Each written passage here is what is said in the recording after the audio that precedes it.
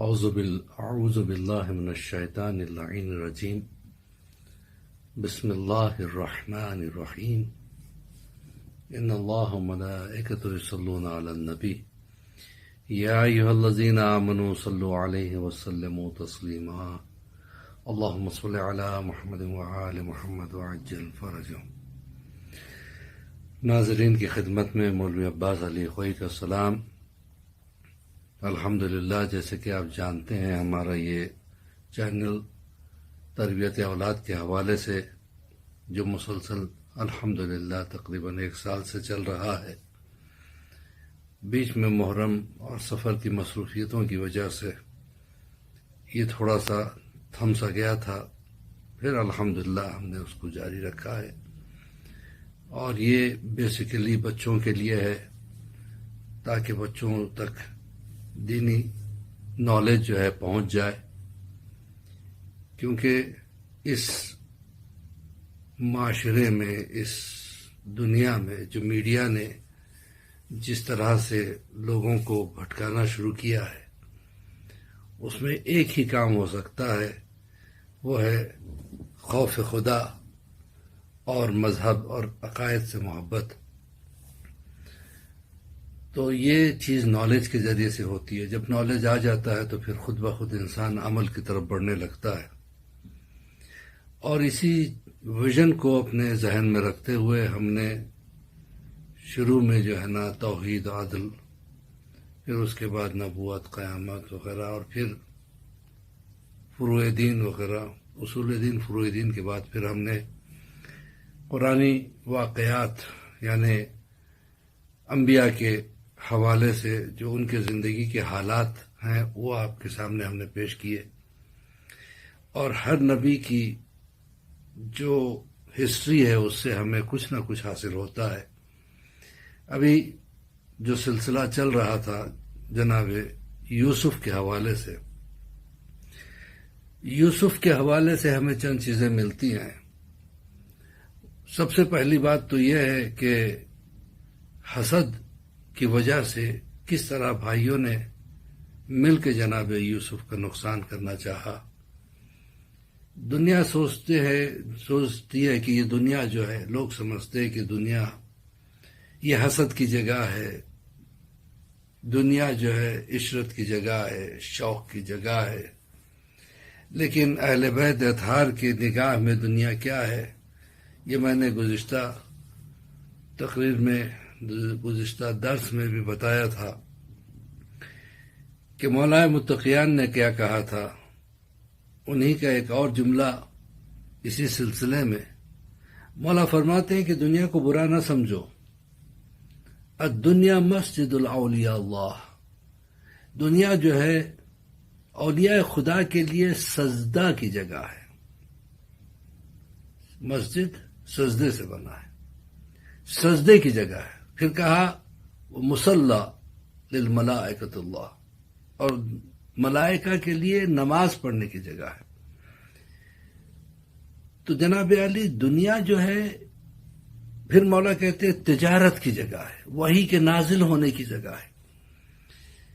وحی اسی دنیا میں نازل ہوتی تھی. تو اس دنیا کی بڑی منزلت ہے. لیکن ان کے لیے جو دنیا سے کچھ لینا چاہتے ہیں، دنیا سے لینا چاہنے کا مطلب کیا ہے؟ دولت کی جگہ نہیں ہے دنیا. ٹھیک ہے، دولت انسان کو کمانا چاہیے اور بالکل اپنی حیثیت کے حساب سے زندگی گزارنا بھی چاہیے. لیکن دولت کے نشے میں انسان کو اللہ کو اگر بھول جاتا ہے انسان تو بالکل بیکار ہے. آپ سوچئے جناب یوسف کے پاس کتنی دولت تھی. عزیز مصر بن گئے تھے جناب یوسف، مصر کے بادشاہ بن گئے تھے، لیکن اس کے باوجود اللہ کو انہوں نے نہیں چھوڑا. اور پھر جس طریقے سے لوگ دنیا میں حسن پرستی، یعنی حسن پرستی کا مطلب کیا ہے؟ حسن کے پیچھے دوڑنا، شہوت رانی کے پیچھے دوڑنا، اور اسی کو سب کچھ سمجھ لینا. جبکہ جناب یوسف کی زندگی سے ہمیں وہ بھی ایک نصیحت ملتی ہے. جناب یوسف بہرحال ہم پہنچے تھے کہ کس طریقے سے ان کو بازار میں لایا گیا۔ جب بازار میں جناب یوسف کو لایا گیا تو یوسف کے خریداروں کی لسٹ کافی لمبی تھی، بہت سارے لوگ آئے تھے خریدنے کے لیے۔ اس زمانے میں غلاموں کو خریدا جاتا تھا، ایک بزنس تھا، ایک ٹریڈ تھا غلاموں کو کم پیسوں میں خرید کے زیادہ پیسوں میں بیچنا۔ اور چونکہ جناب یوسف علیہ الصلوۃ والسلام کافی حسین بھی تھے اور ان کی گفتگو سے حکمت کے فوارے چھوٹتے تھے، تو اب یہ ہوا کہ یہ شہرت ہوئی کہ ایک ایسا غلام جو حسین بھی ہے، ابھی ینگ ہے، لیکن اس کی گفتگو بڑی پیاری ہے، لہذا اسے خریدا جائے۔ اگر ہم خرید کے دوسری جگہ بیچیں گے تو اور زیادہ قیمت میں ہو جائیں گے۔ اس طرح سے لوگ جو ہے نا راغب ہونے لگے، تو کوئی دولت لے کے آیا، کوئی اناج لے کے آیا، کوئی سونا چاندی لے کے آیا، کوئی جائیداد لے کے آیا لینے کے لیے، اور ادھر قیمت بڑھا دی گئی جناب یوسف کی۔ جب دیکھا گیا کہ ڈیمانڈ زیادہ ہے، کہا کہ ایک پلڑے میں یوسف کو رکھوں گا اور دوسرے میں جو ہے نا سونا اور چاندی وغیرہ جو ہے رکھا جائے گا، ہم وزن اس کا لیں گے۔ ایسے میں دیکھا کہ بڑھیا جو سوت کاتا کرتی تھی، وہ اپنے سوت کے گالے لے کے چلی ہے۔ جب پہنچی تو لوگوں نے کہا تو کیا لے کے آئی ہے؟ کہا میں سوت لے کے آئی ہوں۔ کہا سوت سے یوسف کو خریدنا چاہتی ہے؟